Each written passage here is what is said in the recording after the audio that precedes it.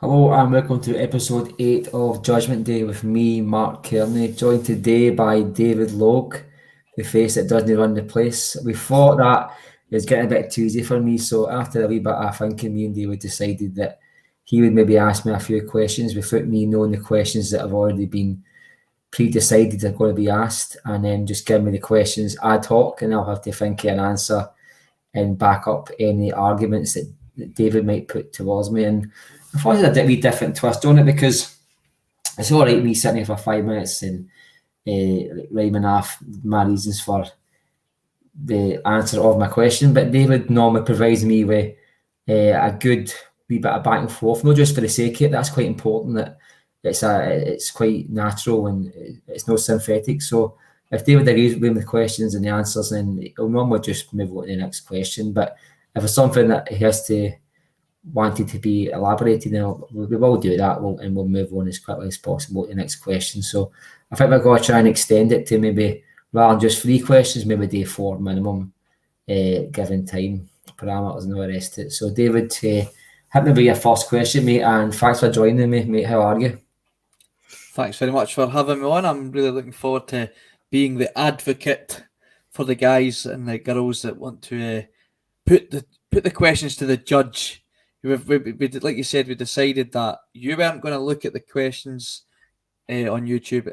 Leave it to me. I'll find the questions that I think that you would really like to sink your teeth into. Maybe questions that I might think, oh, that might not go the way the person that asked the question might have thought it might go, and I will do my best to almost push back if need be, if I feel that maybe you've went against what was being asked. It wasn't the answer they were looking for, so I'm really looking forward to doing it.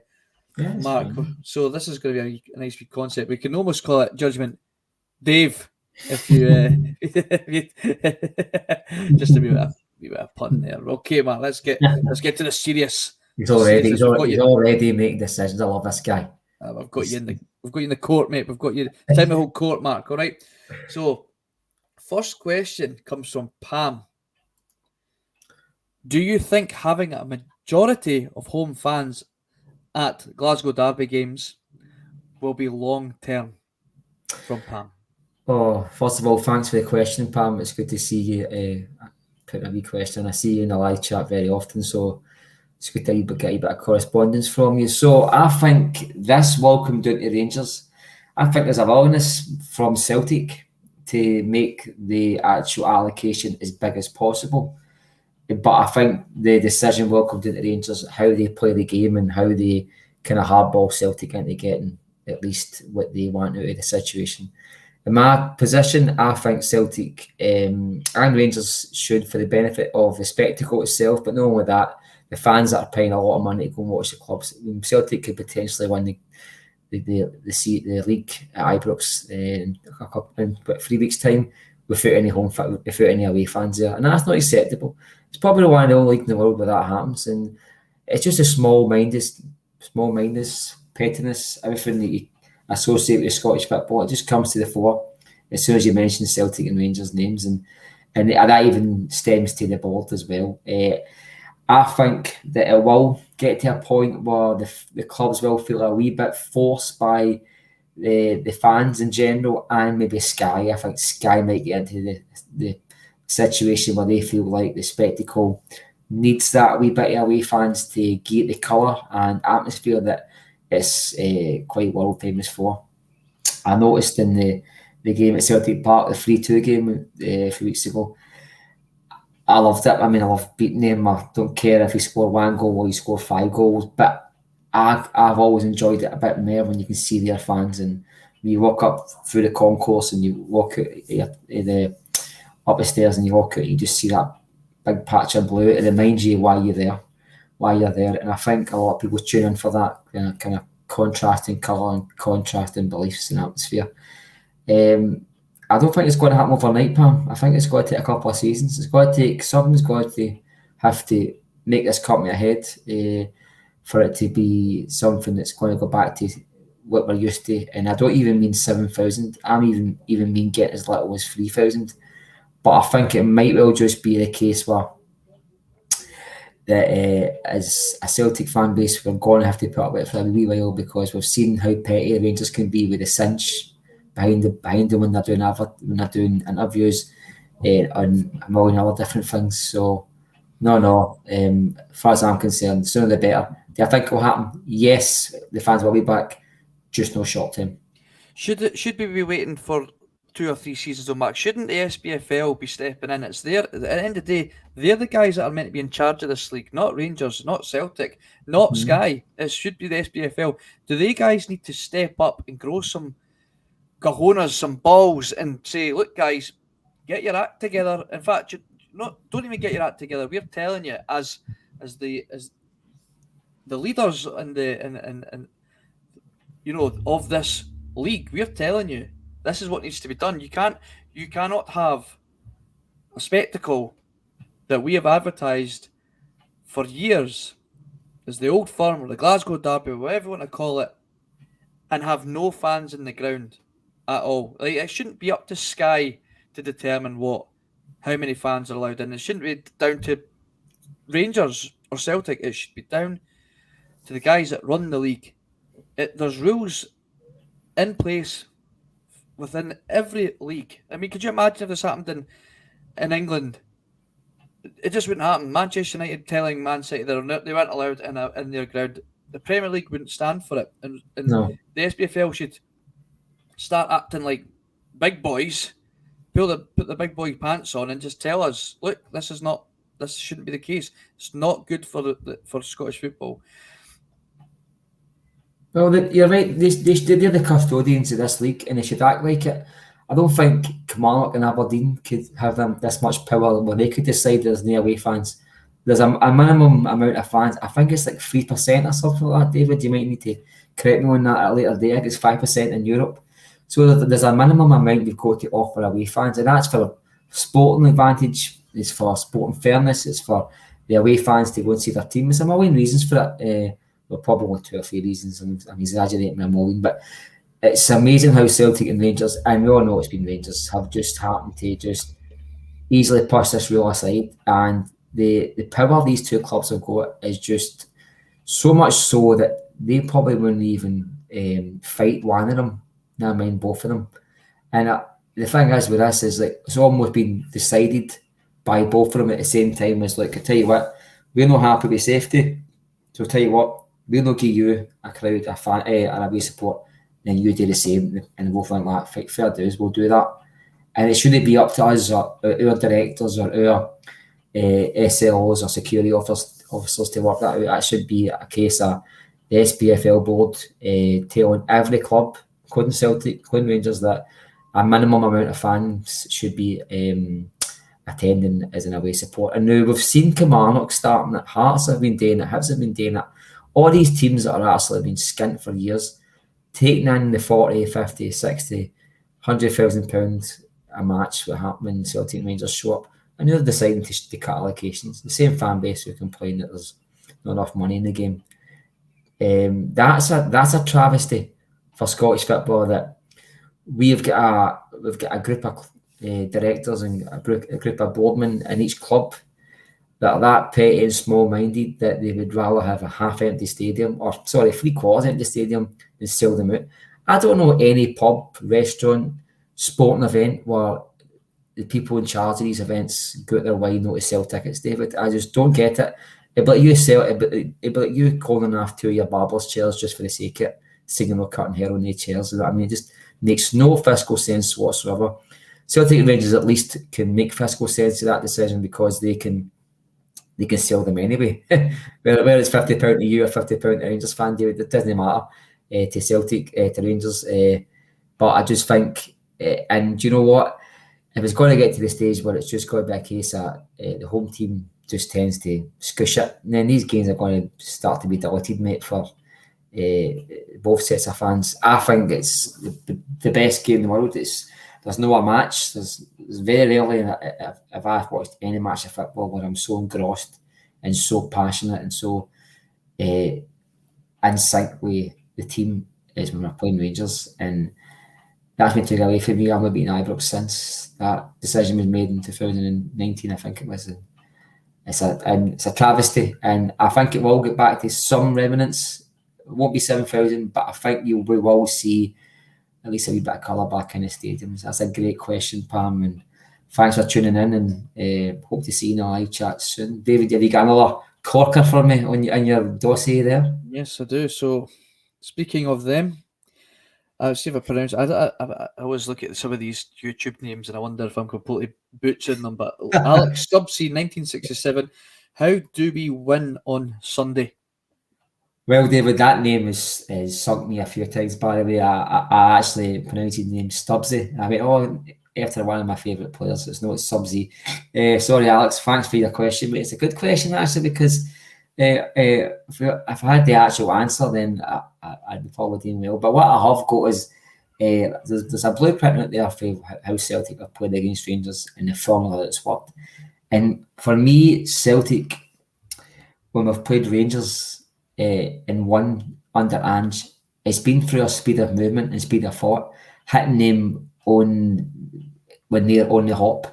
We've seen the quick throw-ins, quick corner kicks. The amount of joy we've got out of catching Rangers, even Jota's goal this season, they're turning their backs on the ball and straight pass for O'Reilly, brilliant pass, and Jota just scores beautifully. Now we have got to get that speed of thought back into their game next week, and that's not been seen for the last few weeks. I think it's the majority of it's got to do with the personnel. I think Hatate is key to that. I think Hatate is key to the midfield, and he allows McGregor to have this poetic license to roam where he wants and kind of play that hybrid 6 and 8 position, and it allows for Celtic to flow. You know what I mean? And that's where we win the match in Sunday. I feel Hampden's the same diameter as the Celtic Park, so it's a big pitch, and Celtic know how to use the big pitches to their advantage. I almost feel like some of the away grounds are kind of tight and skinny, and it doesn't play into Celtic's hand, and we need to find different ways of keeping our formation and our style while playing at a small pitch like Livingston. It's a very hard thing to do, and Ange seems to have the formula to do that. I think for me, Sunday is coming down to personnel. I always say that the subs bench is going to be very important in these matches. I think the subs bench is pivotal in derby matches because for a couple of reasons. If you want to close the game out, you need players that can come on the park and slow the play down and close the game out for you. If you're playing shoddy and you're needing somebody to come in and give a wee bit of flash inspiration, you need somebody on the bench to do that as well. So I think personnel will come into it, and Celtic's style of play, like any business, like any football team, anything at all, you only use the tools at hand, and for Celtic that's the players, and we can only perform at a maximum level with our best players in the park. And I think if Hatate's back and Jota's back, we might just see the best of Maida again. But if we've got Awata, potentially O'Reilly and McGregor in midfield, I think that's going to leave us open to Starfelt and Cameron Carter-Vickers making sideways passes and pass the ball backwards. The slower we play in midfield, the closer the opposition get to our midfield players, and it shuts off space and it creates avenues for the Celtic defenders who we build our attacks from, that they can only pass sideways and backwards or go long. We've seen a lot of long balls the last few weeks, which we haven't seen for Celtic in a long time, and it's no lack of ideas, it's just plan B sprung into motion in that specific time of the match where the pass for McGregor and the pass for how a latter attack is not there, because as I say, the midfield are going to get close to our players because the play is slowed down. And if you allow any encouragement to Rangers to get close to you, they will get close to you. And I think we've seen that at Motherwell, at Celtic Park against Motherwell. I thought they were getting close to us very often, and the game kind of just petered out. Eventually, I don't think the game was very exciting to watch, and I think that was down to personnel. Celtic come in on Sunday, and I think the winners of that match will be the victors of attrition. You know what I mean? It's got to be what personnel is available to each team, and I think that's how we do it, David. What, Mark, is your preferred personnel in the midfield then? Without a doubt, buddy. All being fit is Hatate, McGregor, and this is going to be interesting because Moy was the man, but I think in form the last few weeks you've got to give Matt O'Reilly his place, David, because that's interesting. I was waiting to see who you would say between the two. Honestly, Mark, I am surprised that you said Matt O'Reilly. I was ready to defend him, but you've taken. You scattered out, David. Did you laugh? You really? Well, the thing is, and you're the same, David. We do a lot of Sunday players together, and we normally comment on players' form and how the season's evolved and things like that. And I think Matt O'Reilly, it would be totally unfair for me to comment on his bad form and then no comment on the guy taking a turn for the better, David. And you know me better than that. I'm no one for doing that. I think me and you had a conversation almost every week now about guys in Maida and how I've had to admit that he's a better player than I thought he was.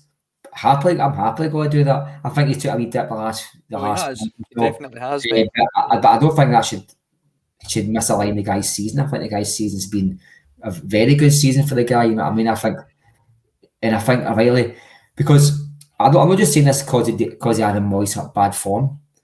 I think O'Reilly's come in and he said about 3 or 4 games in a row now. He's keeping Moy out of the team, mate. He's keeping Moy out of the team. Moy was doing. Yeah, Moy was doing that to O'Reilly, and now it's the other way around. Moy was injured, come back probably unfit, takes a while to get back in. However, O'Reilly's form has increased, like you said, and now it's now starting to get back in that team. So, sorry, continue.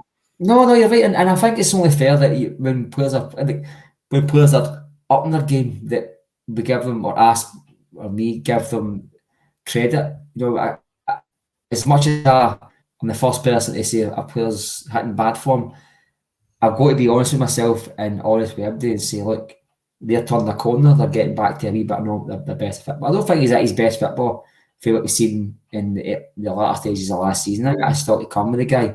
What he's done is he's given me renewed optimism and might just be that player still in there. He's still got a lot to prove for me this season. I still think if he was on loan, I'm going to sign him.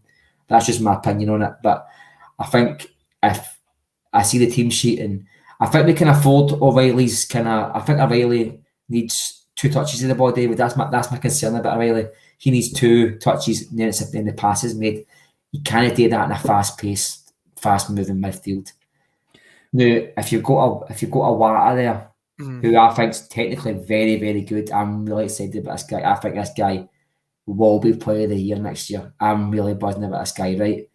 That's a big statement, mate. But and I think if he played against Rangers at Celtic Park, he'll get man of the match as well. That's my ghost story. I think Ange made a boo-boo. He admitted that at full time when he said, I think the manager's made mistakes, not just the referee. He knows he picked the wrong midfield. I think he knows that. And I think he knows that he shouldn't have brought on all for the amount of time he did as well. But that's by the by.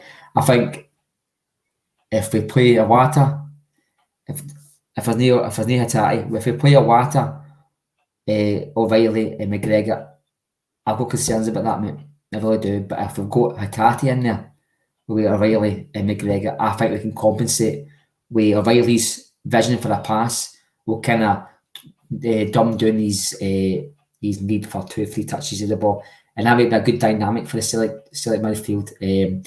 One concern for us that might be picked up on, David, is the width just now, because if Jaw's not available, Abada might be okay. I don't know how well he starts nowadays, but we've not got a lot of options because Haksabanovic can't play out on the right, and as we just mentioned, Maida out on the left is normally out there, and everybody else is to accommodate him. So Haksabanovic isn't going to go on the left, and Maida's not going to go on the right. So if Maida plays, he's played on the left because that's his position, and I don't think Haksabanovic, O'Reilly, Awata and McGregor trying to compensate for that lack of pace works. I think it just makes for not a comfortable afternoon for Rangers, but it makes for a far easier afternoon than what you would normally get with Celtic's rushing and harrying opposition players. And even the other day, I don't think there was a press the other day. I thought the press was really poor for Celtic, and that's not something that I've seen. I said a lot of this season. The press was really poor on Saturday. Mark, it's funny that you brought up Maida being on the left, because this was not a question I had actually originally picked. However, you've just seamlessly put it in there. So I've decided we're adding an extra question, and this was Go for it. It's a bonus question. The holy goalie. Why does Maida lock down the left-hand side when Jota and Haxa are clearly better on the left, cutting in, dribbling, linking the play, getting shots off, etc.? That's from the holy goalie, Mark. I hope holy goalie himself. The vote after Bhoycie. Thanks for watching, Arthur. Well, knew you're a fan of the show. I think the answer's fairly simple, mate. I think whether it's Haksabanovic and Jota, I'm maybe convinced Ange that they've got the flexibility to play in both wings. I don't think Ange has got the confidence that Maida can play in the right, and neither have I. I think Maida's got a very specific role in the team, and that's to press teams, cause them utter chaos at the back. But also we've found that when he's on his game, he's got the ability to finish a chance if he gets one. I know he's a bit erratic, and we've spoken about some of the things that he miskicks the ball, and it looks like he's in the zone, so to speak. But I feel like the decision's out of Ange's hands, really, because Ange's got to play his style of football, and if Maida's a big part of that, and if Maida's best suited to the left-hand side, and he's decided that he's going to accommodate Maida, and then Jota, who can play both sides, will get put to the right. Haksabanovic, who was claimed to be able to play central, left and right, we've since found out that he can't really do the right as good. So I think it's just about the players' ability to move into each position. Now this is a new thing in football. These kind of players that you buy a centre back who can also play midfield and can also fly a plane. This is new things. See, now I watched football as a way, and it was like a right back was a right back, David. You never saw a centre back like Alan Stubbs being able to be a number 8. You never saw that. So Maida's a left-sided striker / winger. He doesn't pretend to be anything else, mate. But when you've got guys like Jota who can play left, right, probably number 10 as well, because he's got the trickery. He can swat a pass. Haksabanovic can play number 10. We've seen it. He can play in the right, although very dubious to what standards. Maida's just incapable of performing at the level required out in the right. But I think when you see what Maida does out in the left, David, I think there's an argument to accommodate that, albeit sometimes it's to the detriment of Jota's form. Yeah, it's hard to push back on that, Mark. To be honest, I can't really disagree with anything you've said. The thing I think we can say is, Ange is quite quickly to recognise if Maida's role is not working on specific teams. We've seen him being hooked off at halftime, not because of his lacking of effort or ability. It's just the role that he is in there for is sometimes completely null and void when there's very little room in behind, which is quite often. So I think he does quite well to fulfill what he's asked when teams are got their backs against the wall. I wish, going back to that little fun bet we put on, Mark, I wish I'd said goals and assist contributions 20, but because he's had 17 goals and assist contributions. I think he's a bit far off the 20 goals, but I wish I'd said that my victory would be a share in one of your barber shops, but I didn't, mate. So well, too bad, mate. Right, we'll move on to one of the next questions. Let's see who we've got here. Brian McGarry, he asked, do you think Abada, Turnbull, O'Reilly and Hart will be replaced in the summer, with Hart being kept as part of the coaching staff? Well, on the Hearts one, I hope Hart has got a long-term future at the club in terms of background stuff, because his knowledge and experience, I don't think you can buy that, David. And we've seen throughout the years with guys like Peter Latchford and Pat Bonner and goalkeepers like that have stayed on to do a bit of coaching. And I think that's important, that being a keeper for Celtic is different from being a keeper for anybody else. It requires constant focus on the pitch, because you're not pulling off saves every 90 minutes. In fact, you can go through 3/4 of an hour without even getting your gloves dirty. So I think Hart's good for that. Now I'll start from the start. I think Abada, it looks like Abada might have turned over his trump card and he's found out that it's blank, mate. He's pulled a flanker with Celtic in the club, and his agents try to get him more money or a move, and it's backfired. He'll be at the door, I think, come summertime. As a player I like, and in fact, when it comes to derby matches, he's got a very good record. I think he scored 4 goals, and he's that ghoster. We've all seen they don't know where he is. They think the guy's invisible. And sometimes even if you're watching the match on telly, you don't even know where he is. Sometimes he just pops up their goal. I think he's when stories come out that players are Dana Giacomakis or Juranovic only as one way. So you think because of that, Ange will be ruthless and kick him out the door? Well, I don't think it'll be because it's hot the press and because it's a story. I think it'll be because there's actually substance behind the rumour, David. I think there's meat on that bones, mate, to be honest with you, and I think that'll be why he's out the door. Because I don't think that Ange takes that shit very well, mate. I think he takes it very personally, and I think even if it was a Kyogo, maybe not Kyogo because that's a bad example. I think if somebody who was a perceived superstar on the team, they would get the exact same treatment, because that's like it's like when you have a trawler full of crabs. When one dies, it kills 10 instantly, mate. And that's what happens in a football team. If you've got a player who's humming and hawing and try to negotiate a way with the club, it manifests it in the squad. And Ange doesn't like that, and he knows for squad mentality, he needs players that are all focused and no a crab spreading the diseases. Could that make sense? Yeah, I totally understand what you're saying. I just think back on high-profile players that have been massive influences on certain clubs who have tried to put themselves in positions for moves. Most recently, I don't know if this is a bad example or not because of obviously his status, but Harry Kane at Tottenham, he didn't turn up to training. He put himself basically on strike. He then later denied it. Right. Still there. Wilfred Zaha at Crystal Palace was trying to get a move away. He was very vocal about trying to get out of the club.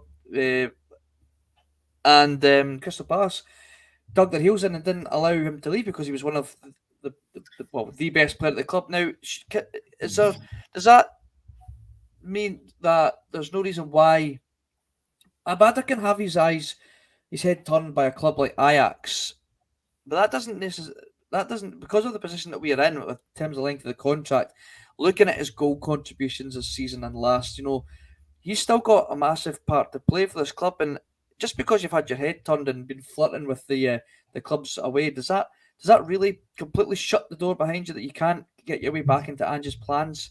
No, I don't think you're spot on, mate. On the players you mentioned, I dare say they're probably bigger assets to the club itself than what Abada is. I think they'd probably command a fee that I think like a club who would be a selling club like Spurs, if they've got a player for talking's sake who's willingly and pimping sell it to anybody who's got the money, the price tag goes down because you've got a devaluation of that player, depreciation in the player because they want to go.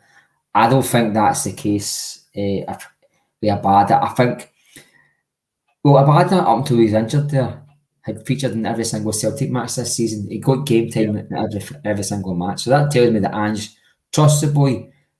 Just he's got better players in front of him, i.e. Jota's plays out on the right. I think if Jota was out on the left, Abada might have had a lot of starts this season, David. Do you know what I mean? Yeah. But it's unfortunate.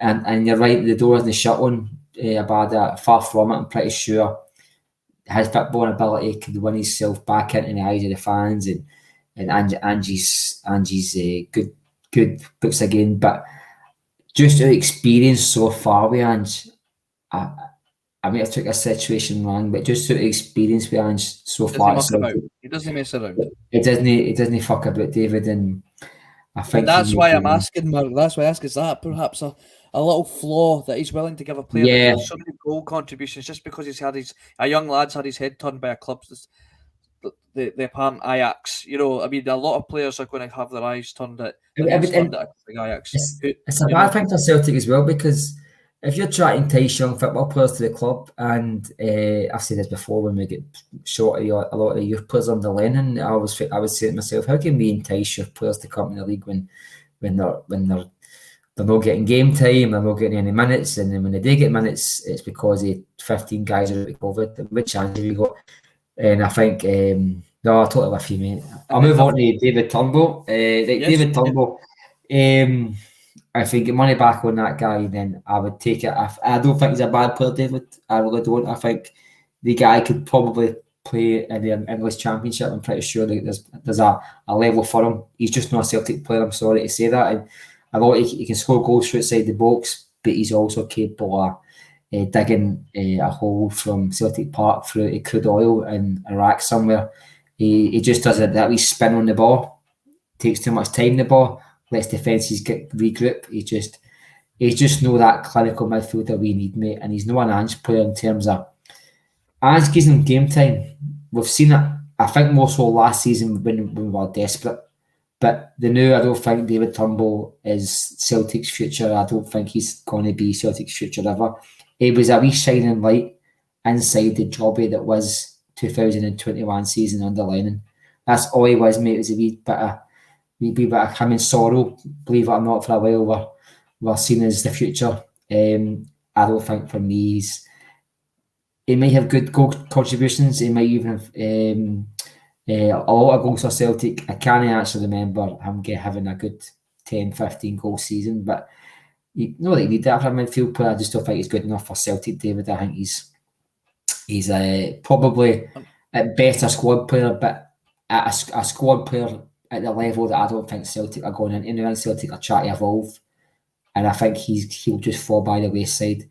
The days are gone, I hope, where Stephen Wilkes becomes second choice for 10 years, and I'm hoping the same thing happens with Turnbull, where you say to yourself, they're never going to make it, so why keep them around?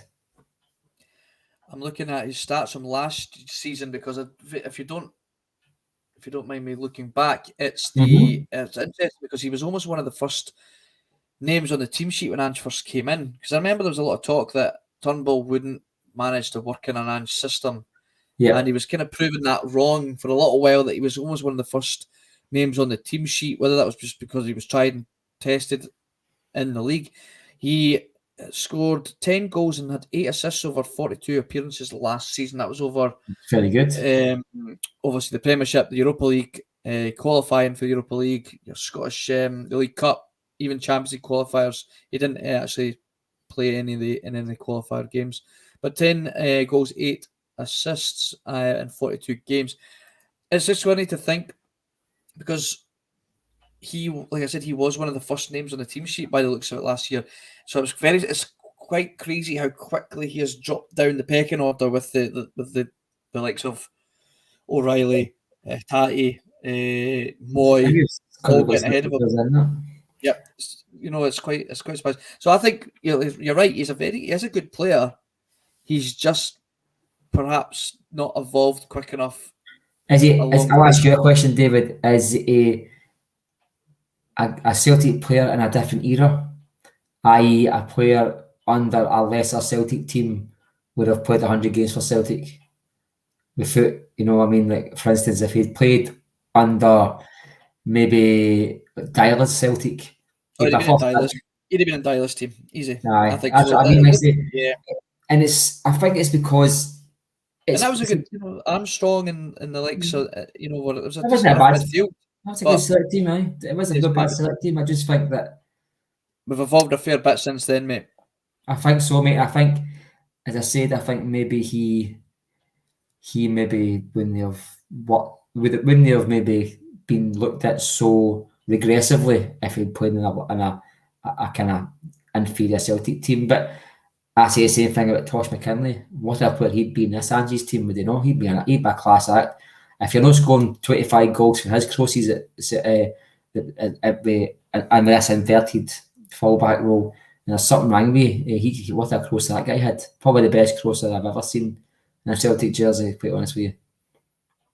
Oh, I muted myself there by accident, sorry. I'm just looking at what you were thinking back what you just said a minute ago. You're right in terms of he'd definitely be more than capable of holding his own in an English Championship side, maybe even a lower Premier League side. I don't know, Bournemouth or something like that. But yeah, I think he will be one that we'll probably see leaving the summer, mate. And if you said if we can even get our money back on him, I think that's a pretty decent return on what he's contributed to the team since he came in. And do you want to? I mean, you did mention Joe Hart earlier.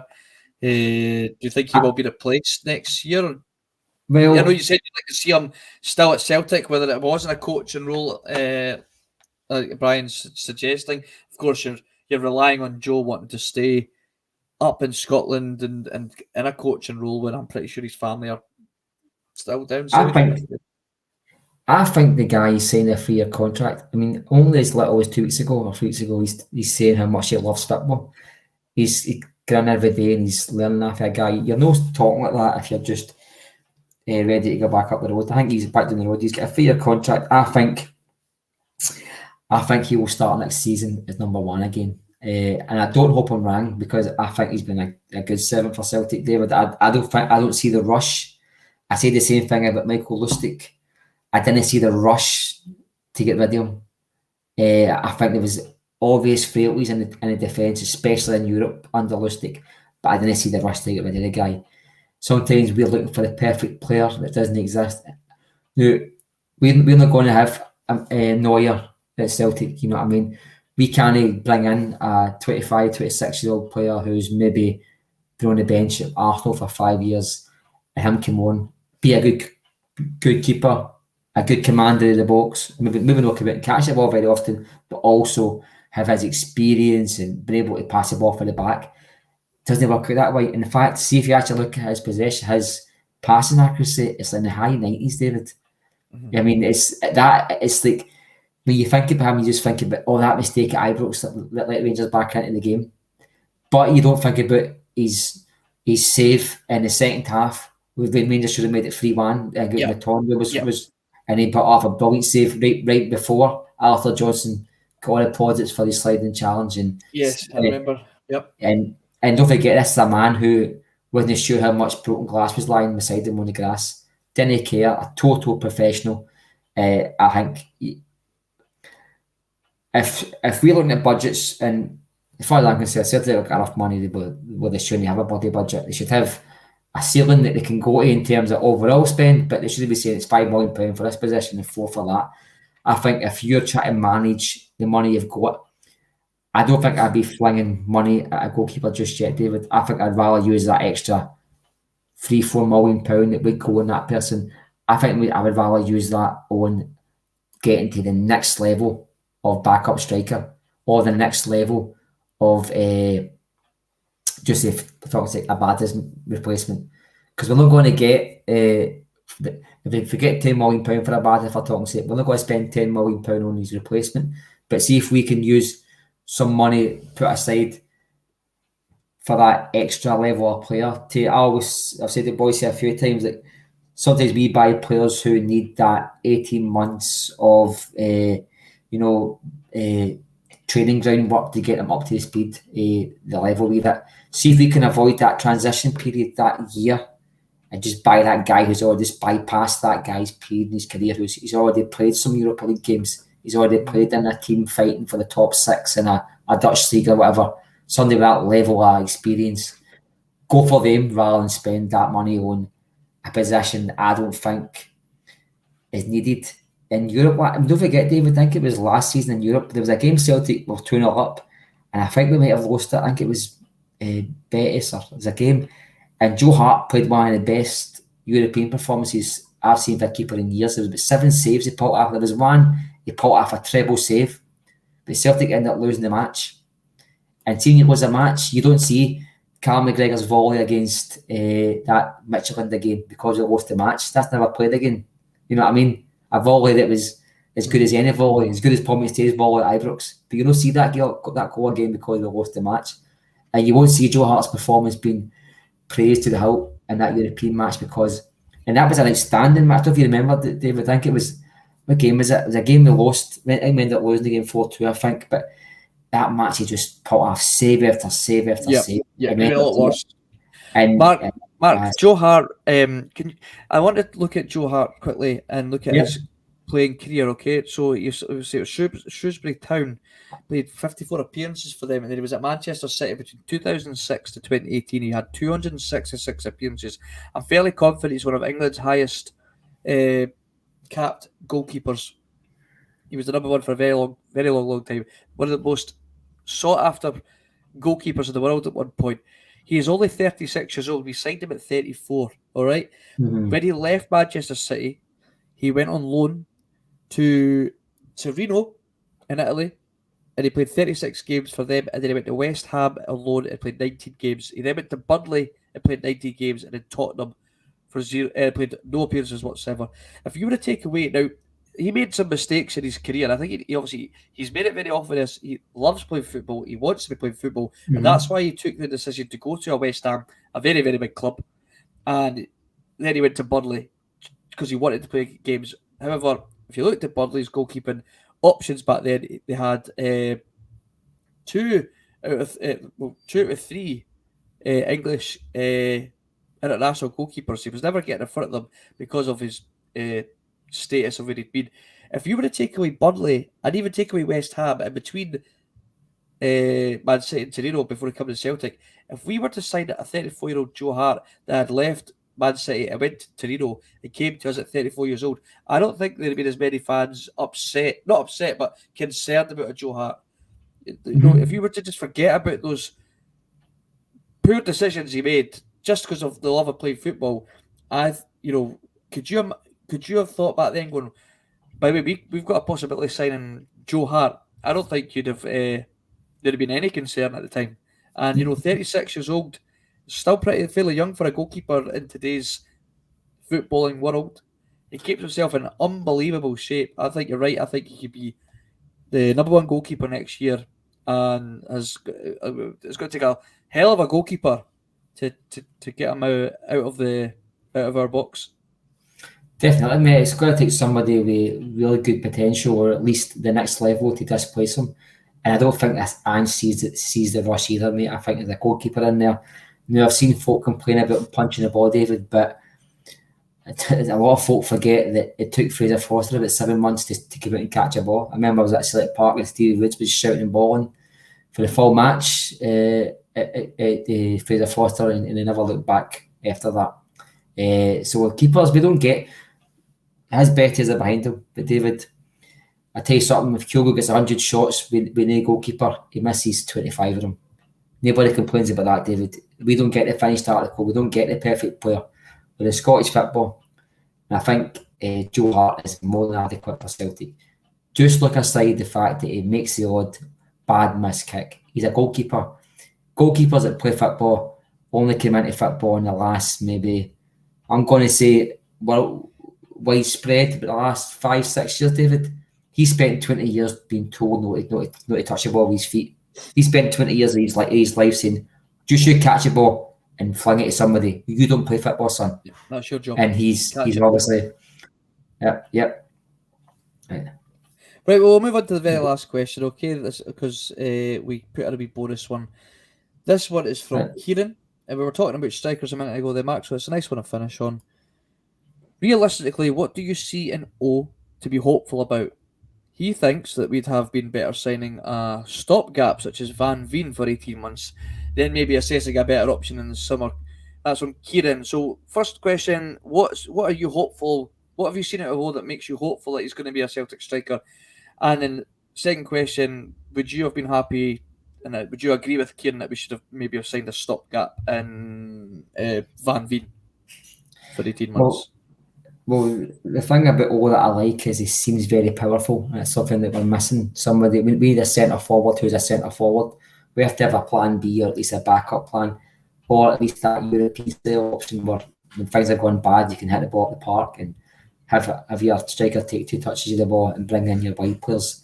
I think O gives you that. I think he's still raw, David. I'm not going to lie. I think he's as raw as anything, you know what I mean? But under Ange, I think he'll escalate his progression into the Celtic first team, and he's not in the first team, but his escalation into the Celtic fans' view of being a first option eventually he will come into that category. But just now he's not there. I think Celtic spoke about this today, mate. I think Celtic should have probably have bought a player, a stopgap, maybe not so much, but somebody who's maybe get a year or two in him at Celtic, then leave again, maybe like a Giacomakis style, because we got lucky.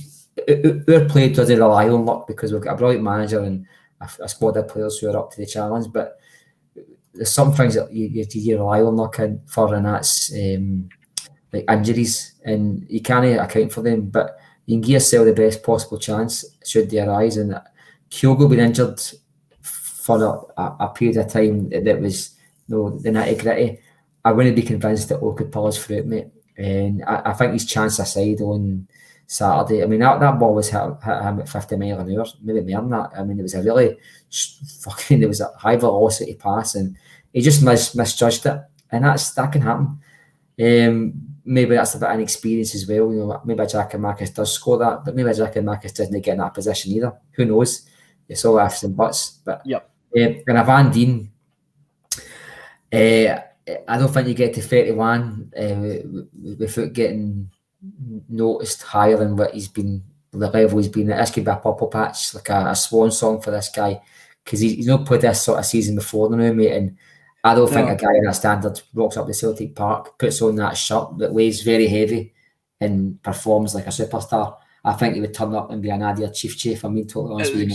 That player I was thinking of, mate. I'm looking at his clubs that he's played for. He's played for Scunthorpe, Northampton Town, and back to Scunthorpe in 2019 before coming to Motherwell. He scored 9 goals last season for Motherwell, and he's now on 20 goals this season in 33 appearances. So I think you might be right. Maybe a bit of a purple patch. We've talked about the standard league's not been great this year. You just look at the league table, people are taking points off each other, left, right, and centre. He's maybe just completely taken advantage of it and had a very good season. I'm not going to take that away from him. I just don't think he would be I understand what Kieran said about getting maybe a stopgap, and I think you've also mentioned that it wouldn't have maybe been a bad idea to get a player in alongside O as a stopgap player to maybe rely on if O is just not going to cut it until next year. But I'm not sure Van Veen would be for me. I know the question that isn't for me, Kieran. No, it's good to get a wee back and forth, David, and because it can progress the argument a wee bit and kind of take it in a different direction. But that's a good question. That was a good episode. A lot of good questions there, David. And anybody watching, don't forget to like and subscribe and forward on the links to all your social media pages. Thanks for watching. This show has been sponsored by piesports.com. And David, thanks for your time. Thanks for putting out the questions to me. If you're enjoying the questions, the new format of the show, just leave a wee message. Let us know about any questions you want on next week's show on Judgement Day in the community page. Thanks for tuning in, guys. All the best. Hail, hail. See you later, guys.